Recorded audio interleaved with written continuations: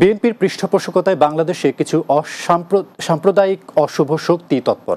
সাম্প্রদায়িকতার বৃক্ষকে সমূলে উৎপাটন করে অসাম্প্রদায়িক চেতনায় দেশ গড়তে হবে বলেছেন আওয়ামী লীগের সাধারণ সম্পাদক ওবায়দুল কাদের। সকালে ঢাকা বিশ্ববিদ্যালয়ের কেন্দ্রীয় মসজিদ প্রাঙ্গণে জাতীয় কবি কাজী নজরুল ইসলামের সমাধিতে আওয়ামী লীগের শ্রদ্ধা নিবেদন শেষে তিনি এসব কথা বলেন। এ সময় কাদের বলেন, কোনো রাজনৈতিক দলের নেতাকর্মীকে জেলে পাঠানোর এজেন্ডা সরকারের নেই।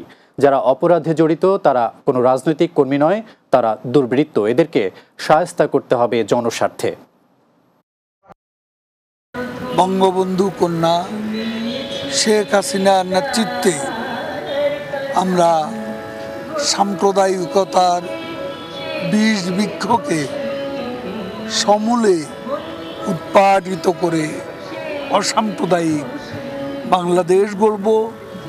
সেটাই হবে নজরুলের প্রতি আমাদের শ্রদ্ধাঞ্জলি নিবেদনের সার্থকতা।